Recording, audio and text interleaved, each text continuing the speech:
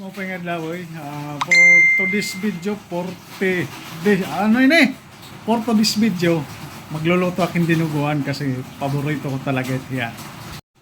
Adi nagpinalit sa merkado 2 ka kilo amo na lang niya. Adi naman itak mga sahog damo lay takluya kay karayag ko it maharang-harang. Adi naman ang ngalong-kalong. Kara pagluto ata. Una, ibubutang tanlaso na. Yeah. Ito, natutubod na. Sibuyas naman. Luya naman. Yes. Katapos paminta naman. Siya itagda mo para maharang. Ibubutang tana. 2 ka kilo. Asya na light hiya. Halukay anay kita. Halukay. Na halo.